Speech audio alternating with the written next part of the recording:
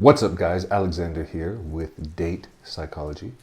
Today I want to talk to you guys about body count. So body count, I'm sure this is a term you have heard before that refers to the past number of sexual partners of someone, typically in the context of the past number of sexual partners of a romantic partner, right? A potential romantic partner. So let's dive right into that. Why would I ask something like this? So there's a lot of discourse online on this topic, right? And there's a spectrum of opinions on body count, right? That range from never date a girl who's not a virgin, right? Or body count doesn't even matter. So you have these different opinions. And so this is something I saw recently in all of the discourse online, on social media, you know, as the discourse cycles through, different opinions fly around out there and different discussions. So that sometimes informs what I like to do surveys on, what kind of questions I like to test. And that's what we're going to be looking at here, some of my data from a survey that I ran, asking a bunch of different questions about body count. So, 2 articles on this data set that I have up on the website. Check those out. Body count, sexual double standards, and who are the men that demand virgins. We'll go over most of this data in this video, and then there will also be more data that's not in this video on those articles. So that's where to check them out. Going over the descriptive statistics here, give you a general idea about the sample. 660 participants, 148 of them would be women, right? Mean age about 30 for men, 33 for women, if I remember correctly. And the average number of sexual partners across this for men was 19 and for women was 20, or it might be for men was 20 and for women was 19, but it was a median of 7 for both. So there was a good amount of a variation, right? These are higher averages than we see in representative statistics, so something to consider, to keep in mind here. 17% of this population was also not sexually active within the past 3 years. So first, if this is a question that you want to ask, right? You want to know, how much does body count matter, right? Then you got to figure out, how can we assess that? What kind of questions we can ask? Obviously, the most, direct one would be something like, how important is body count to you, right? So that's one of the items in there that I used. Just similar question to that. How important is it? 1 through 7 Likert scale, right? And we see a small sex difference here. We see that men rated it a 3.6. This is between 1 and 7, right? So that's a little bit lower than, medium, not important on average, and lower for women, right? This had a Cohen's d of about 0.3, so we're looking at what would be considered a medium effect size in psychology. But, we see a sex difference here that if you ask men and women, how much does it matter, right? Men are going to say that it matters more than women do. So I also asked men and women, how important do you think your own body count is to a romantic partner, right? Men and women gave a similar rating of this. This was, again, about 3 point something for both. But women rated the importance in a romantic partner lower. So women didn't care as much about body count in a romantic partner as men, like we've seen in the other chart.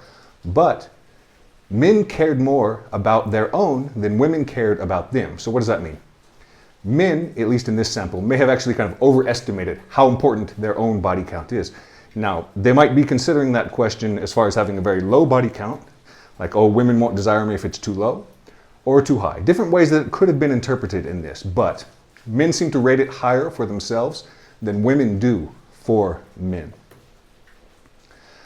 I asked, how many past sexual partners do others have?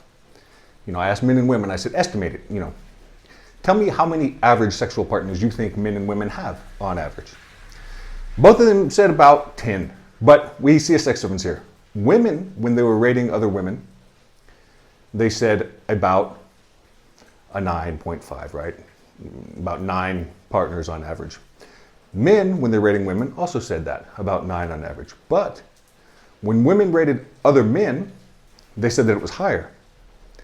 And when men rated other men, they said that it was lower. So we may have something here where men kind of overestimate sexual partners in women and underestimate in men. But, if they actually do overestimate or underestimate is relative to the actual average in the population. We don't know that from here. We're just looking at opinions so far. What men and women think about, the promiscuity of other men and women, so to speak. Now, that's just one way that you can assess importance, and it's probably not a very good way, right? If you just ask, how important is it to you? Do people even know how important it is to them on paper? You know, if someone goes on a date and they say, oh, it's not very important, and a woman's like, yeah, I've had sex with 500 people, maybe it is going to be pretty important in that context, right? So there are other ways that you can assess this that may be a little bit better. One of those would be to ask participants, do you actually ask your partners how many sexual partners they've had in the past? Because if they don't, then you know that it might not be that important to them, right? Like, I don't even ask, I don't even care, right? It's not that important. So that might be a better question to ask, which I asked. You can also ask for all of the participants who were in a romantic relationship, which was about half of this sample, both for men and women. You know, you can see the statistics for that in the articles, but similar percentage of men and women in relationships. Do you know how many sexual partners your own partner has had? Because that would also indicate, are the people in relationships asking, or is this question even coming up for them? And you can also ask, when you've been on dates, or when you've been in a committed relationship, have you asked and have you broken up due to it, right? You go on a date, you know, you're on your whatever number of dates, and you ask, and she says, I've had 500 partners, or he says, you know, I've had 250 partners, or whatever the case may be. Then you say, that's too much, and you stop seeing them. How often has that occurred? And I also asked some other similar questions. We'll go through those. But these give you kind of a behavioral measure, or at least as close to a behavioral measure as you can kind of get from, you know, a survey-based design. So how many partners don't know? And when I say don't know, I mean how many partners don't know the body count of their current committed relationship partner? About 35% of men and women don't know. So a substantial minority say they don't know at all. And how many people ask this question on a date or a romantic partner or something like that? About 51% of men don't ask this. And about 59% of women don't ask. So that could be an indication that for a lot of people, it doesn't matter to them enough to ask. Or it could also mean it matters and they don't want to know, right? That's an alternate interpretation.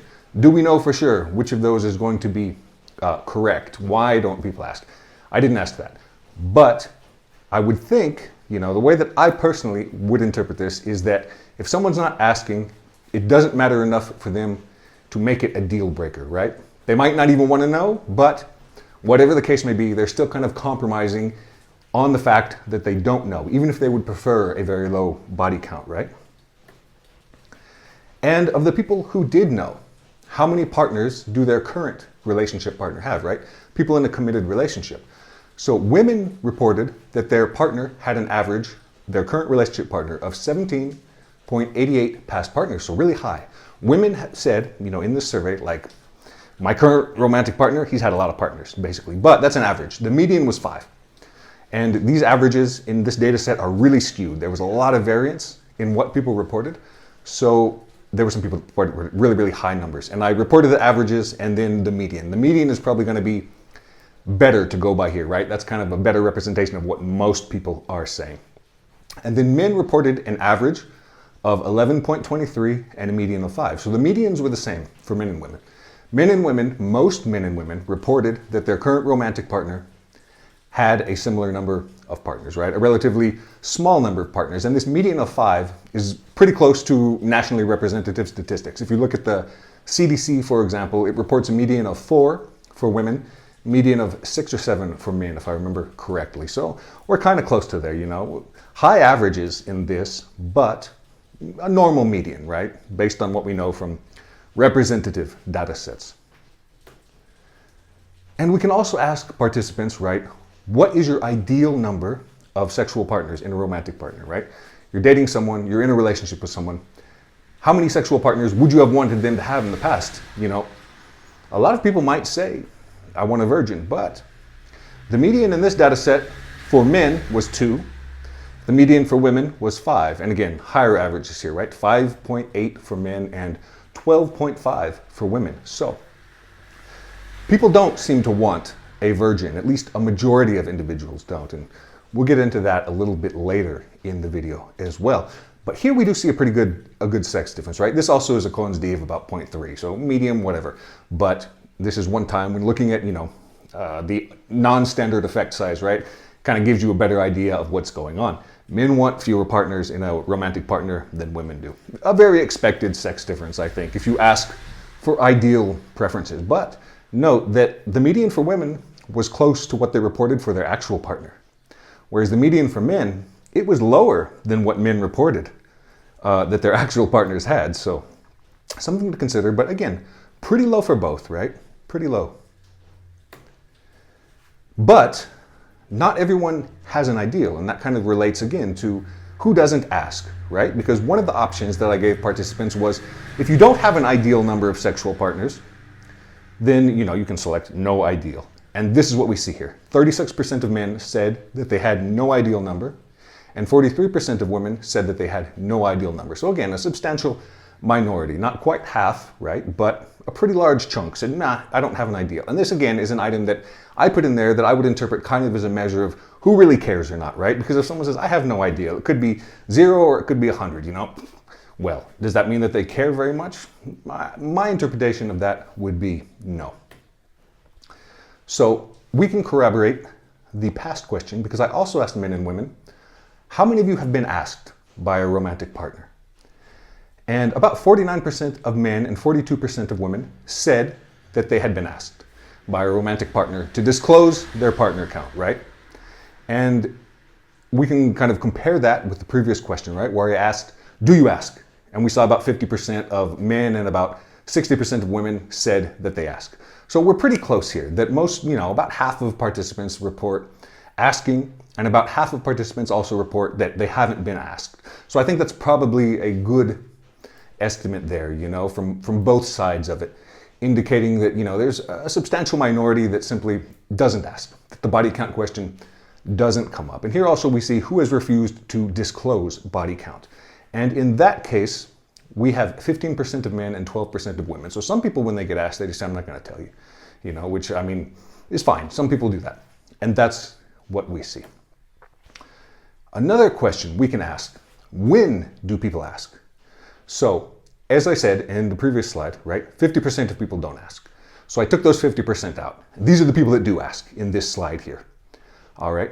Before the first date, only 1% of that 50%, right, about half of the sample, said of men, 1.3% of men said that they ask before the first date, and about 3.2% of women said that they ask before the first date. So before the first date, when would that be? It could be like in a Tinder conversation, right? You match someone on Tinder, you're talking. Do you ask them how many people they've had sex with at that point? Not very many seem to ask before the first date. Not many people ask on the first date either, right? 2% of men, 3% of women. And, third date seems to bump up a little bit. Third date maybe seems appropriate to some people. Like, yeah, now is the time to kind of figure it out. 17% of men, 20% of women. But where do we really see most of the people, a pretty substantial majority of the people, asking? The sixth date or more. So this is a question that's coming up kind of late in dating, right? You're already going on a lot of dates with that person before the question even comes up. Which is kind of interesting, because it indicates to me that this is not a question that's screening people out early in the dating process, right? People are dating, and then maybe it comes up a little bit later. Maybe it comes up later because that's when people are considering committing to the relationship, or maybe it indicates that they don't care that much to just like immediately weed the person out. Whatever the case may be, people are asking kind of late.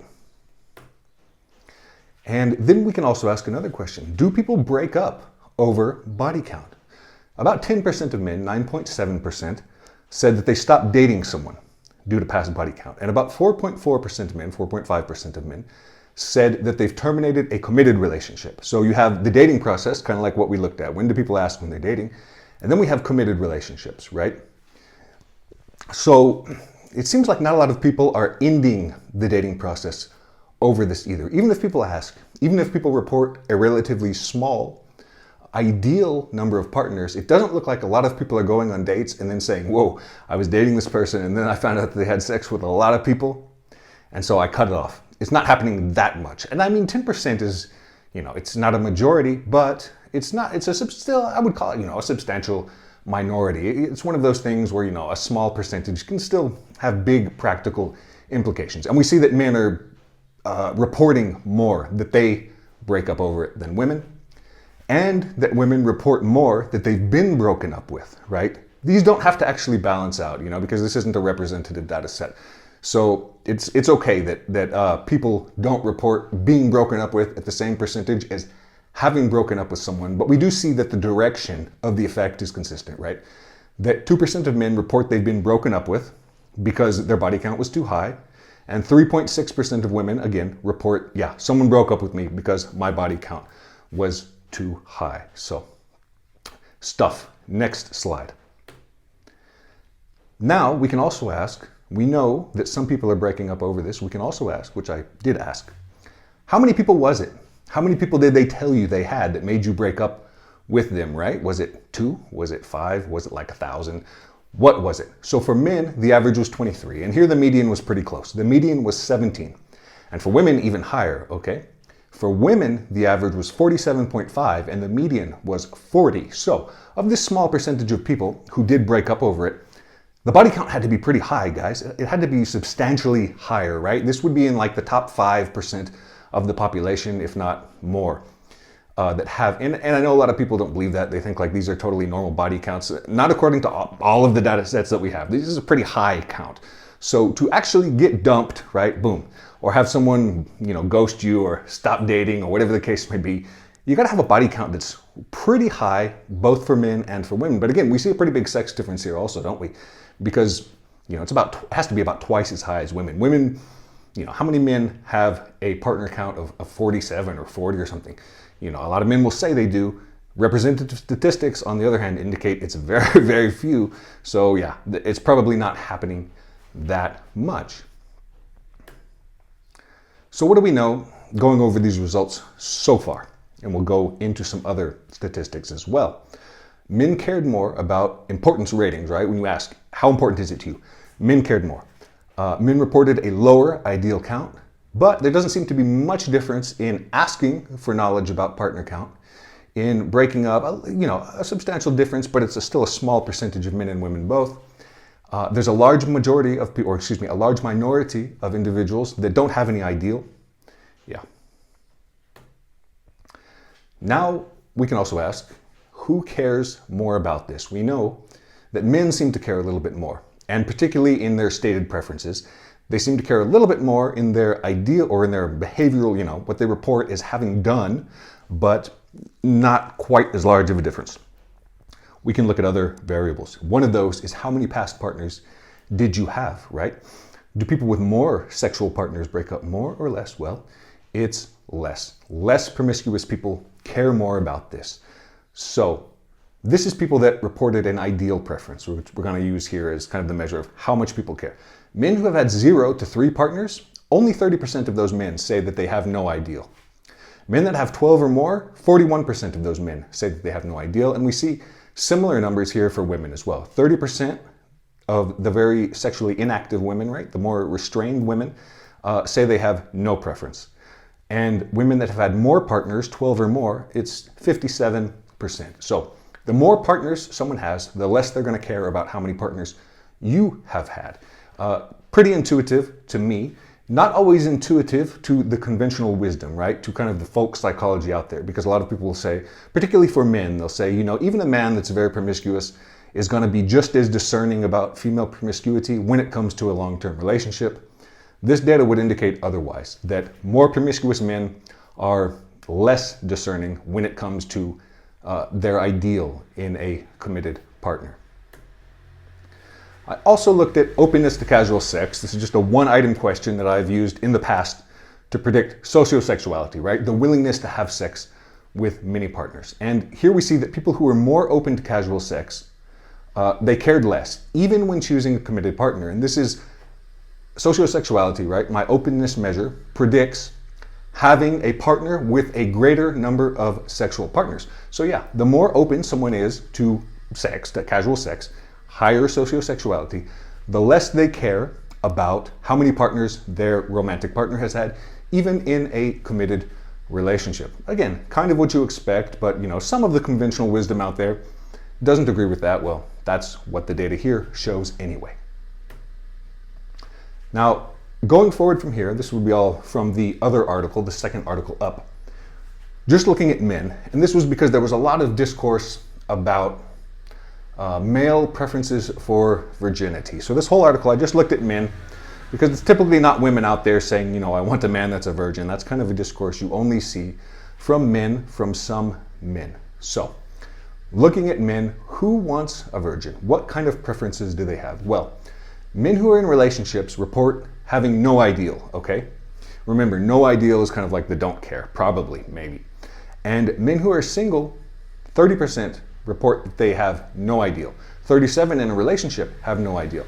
For married men, the gap is a little bit larger, right? Unmarried men are more likely to have an ideal. Married men, less likely to have an ideal, 40% of married men. And we see the same relationship for men who have not had sex within the past 12 months and men who have not had sex within the past 3 years, okay? So men who are not sexually active, who are not out there crushing it or whatever, maybe because they can't, right? Because it's not voluntary in that sense, or maybe it is voluntary and they're very picky. I don't know. But men who are less sexually active are more likely to be picky about this. And we see particularly in the mean ideal partner, right? Men who have not had sex in 3 years, their mean ideal is 1.4 and the median is 0. So who really wants virgins? Well, men who haven't had sex in 3 years, for example, they overwhelmingly say, I want a virgin, which might not be totally unreasonable, right? Why? Why would that not be totally? Because maybe they haven't had sex at all, and we will actually look at that as well. And importance ratings. Actually, importance ratings were pretty similar across the board for this. They didn't show much of a difference, and they're medium high. We didn't see huge importance ratings from men, which might be surprising as well, given some of the discourse from men who say that it's extremely important. A little bit important, right? But not massively important. Here is virginity and non-virginity. These are men that reported having 0 sexual partners over their lifetime.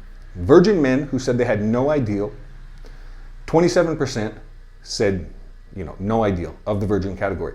Non-virgin men, no ideal, 33%. So, means, again, what's the mean here for the virgin men? It's less than 1, and the median is 0. So the virgin men want virgin women. Non-virgin men, the mean ideal was 6, and the median was 3. So non-virgin men don't seem to want a virgin. Most of them do not. Whereas virgin men, most of them do. And the importance ratings, here we do see a bit of a difference, and that's a magnitude of difference that's about the same as the magnitude you see between men and women in importance, right? That virgin men say, yeah, this is more important for me. Non-virgin men say, nah, it's not that important for me. So, is this an example of kind of an assortative selection, right? Perhaps they're more religious. Perhaps they're more conservative. Those sorts of things. And so this is a preference for them, a value. Or are these men that are virgins involuntarily? These are things we can look into a little bit. Here's education and the relationship. Again, this is only for men. Men who have a lower level of education are more likely to say that they have an ideal. And it's pretty huge here, right? Only 4% of men with a high school education or below said that they had no ideal. And trade, vocational school, similarly low. Some college, pretty low.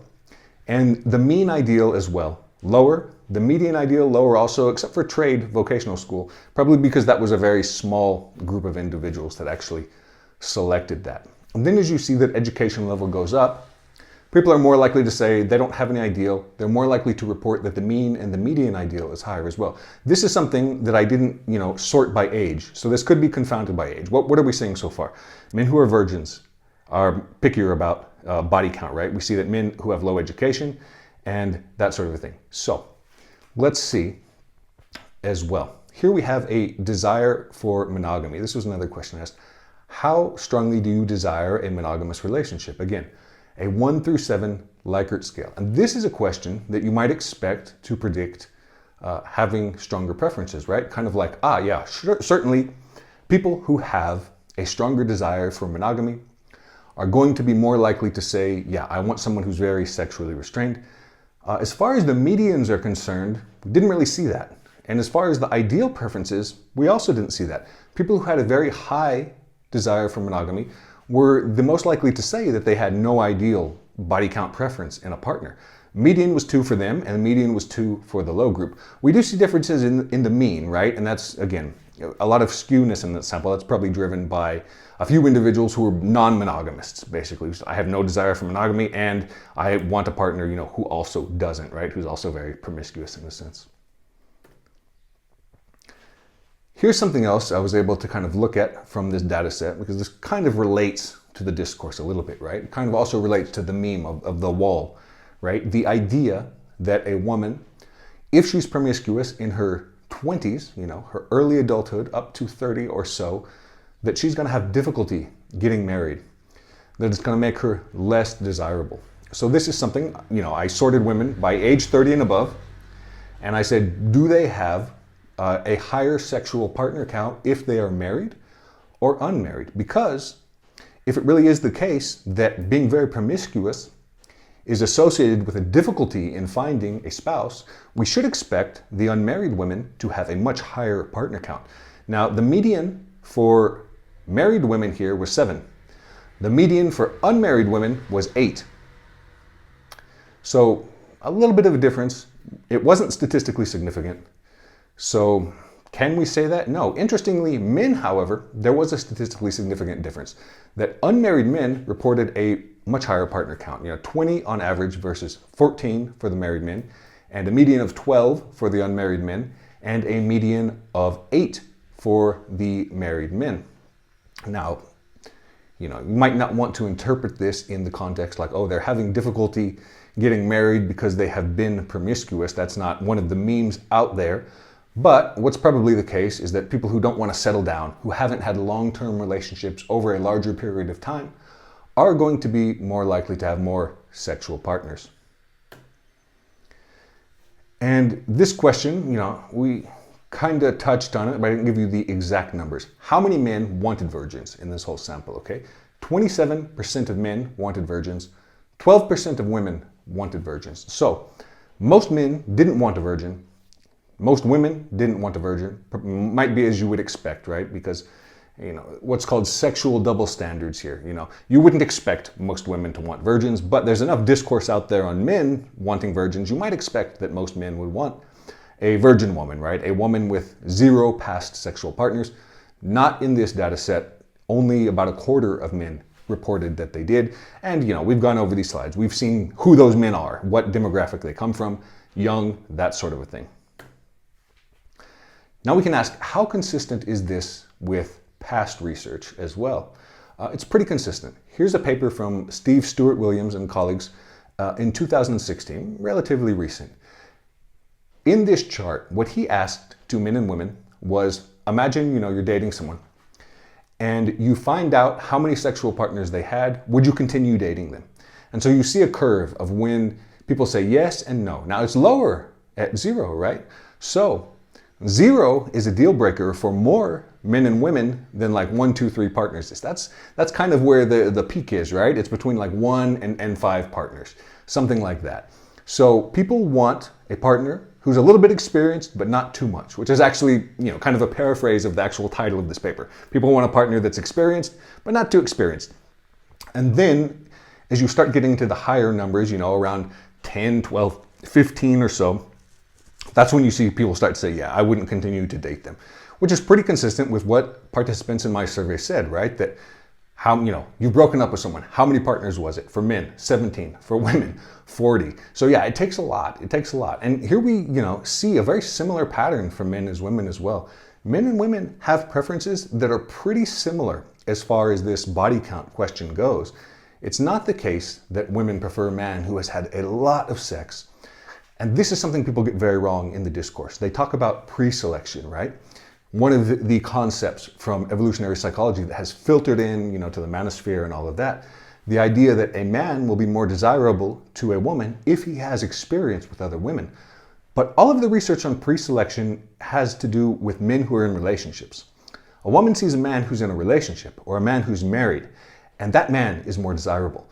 This isn't the case for sexual partner count, right? A woman doesn't find out a man has had 200 partners and think, wow, he's super desirable. You wouldn't even expect that from the evolutionary perspective. Why? Because having many sexual partners doesn't indicate a willingness to commit, provide resources. It doesn't even indicate, good genes. None of those things. And that's kind of what we see here, that for men and women both, An excess number of sexual partners is a bad thing. A good thing is being not a virgin, basically having, 1 to 3 to 5 or something like that. In that very narrow range seems to be the ideal. This does raise a question, all of this, and that has to do with individual differences in psychology. What are individual differences? They are exactly what the phrase sounds like. Some people are different from others, right? We have, at the very beginning, we have, the Chud meme. He wants 0 partners, and we have the Coomer, and he doesn't even care. So individual differences, right, guys? And some people will care about this a lot. Some people don't care at all. Why might that be? Well, one reason from the evolutionary perspective is differences in disgust and pathogen sensitivity. That's basically a sensitivity to disease, to things like that. And we see that this is something that's higher in some individuals than others. Individuals that are higher in pathogen sensitivity or disgust sensitivity tend to be more sexually restricted. They tend to score lower in sociosexuality. Often they score higher in religiosity and measures of political conservatism as well. And typically they have fewer sexual partners. This is one of those things that kind of predicts more sexual partners. You have to be kind of less picky and less restricted. You can't be afraid of STDs and that sort of a thing if you're having a bunch of casual sex, right? It's not super consistent with that. So people who are kind of grossed out by promiscuity, by acts of sex itself, they're going to have fewer partners, right? Also, from the evolutionary perspective, right? Trivers, parental investment theory. What is that? Sex differences in men and women in procreation and producing offspring, right? Child rearing, all of that. What's the difference between men and women here? A man can have sex with a woman, get her pregnant, and just leave. And that does basically nothing to his fitness, right? From the evolutionary perspective. Or not very much, so to speak. A woman, on the other hand, no. Because if a woman gets pregnant, what happens to her? Well, she has a baby in her body for the next 9 months. And then she has to take care of that baby, right? As well, for the next 10, 15 years, or whatever the case may be, in an ancestral environment. So the reproductive burden of sex on women is much, much higher. And there's other things related to this sex difference as well.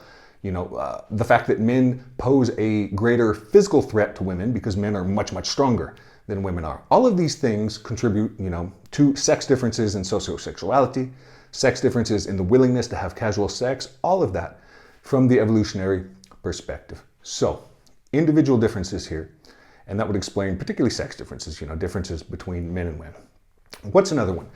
Jealousy and insecurity is another one, commonly posed, and there are kind of relationships to that in the research literature as well, that individuals who score higher in sexual jealousy, they're more bothered by partners with a high partner count. Very straightforward, kind of what you would expect. And this is also related to what are called sexual double standards in psychology. Sexual double standards are cultural narratives where the same sexual behavior for men and women is viewed differently.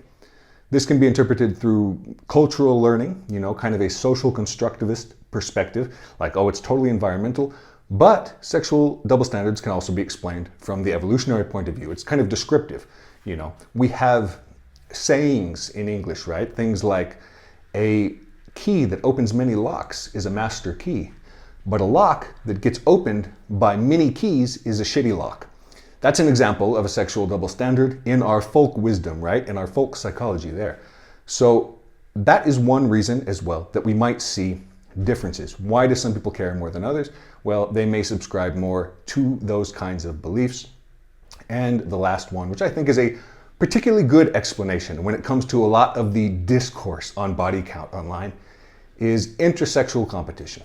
Intersexual competition in this case is behaviors that contribute to basically taking people out of the mate pool. So, something we have seen in the research, and I've made videos on this as well, from Joyce Binnison, who researches female intersexual competition. How do women compete?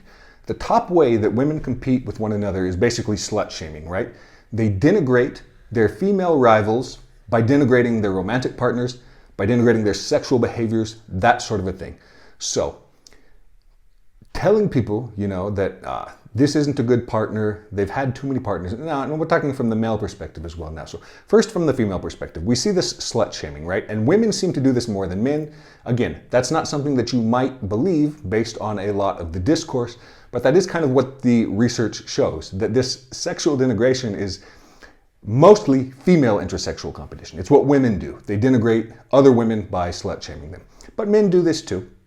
And men also do this to other men, but it's not slut shaming, it's shaming a partner. It's saying, you're a simp, you're a cuck, you're dating a promiscuous woman. And so what does this do? How might this be rooted in intersexual competition? If you can convince men not to have sex with this woman, not to have a relationship with this woman, not to marry this woman, that takes him out of the competition, right? It takes him out of the dating pool. So a lot of this sexual discourse can be interpreted through the lens of intersexual competition. And, many of my friends that I talk to online are psychologists, evolutionary psychologists specifically. And we talk about this a lot. We see these things, all of these discourses and say, that looks like intersexual competition.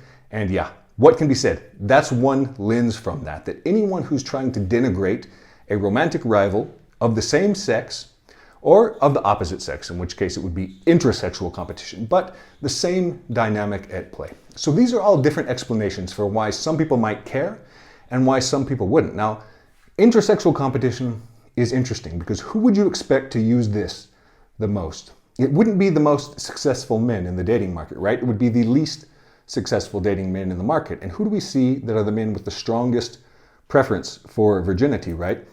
Men who are not sexually active, men who are young, men who are lower in education. So these are typically not going to be men that are really high in mate value, but they do seem to be the men in a lot of discourse who like to denigrate other men and other women with this sort of slut shaming, simp shaming, whatever you want to call it. So, summing up, what does all of this data kind of show us?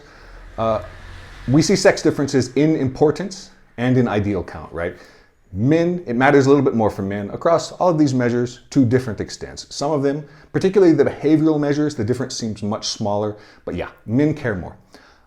Ideals are pretty low for men and women. So men and women both want someone that hasn't had a lot of past sexual partners. It's not the case that women want a man who's had a bunch of sexual partners, again, which well explained from the evolutionary perspective, from commitment, a parental investment, from the disgust sensitivity, all of that.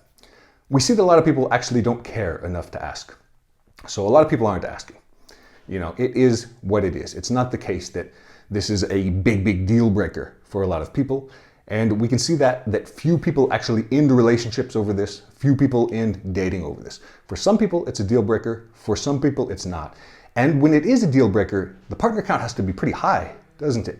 It's not people saying like, oh, you're not a virgin, so I'm not going to date you. That doesn't seem to be the case. It's people saying like, oh, you've had sex with like 50 people. So yeah.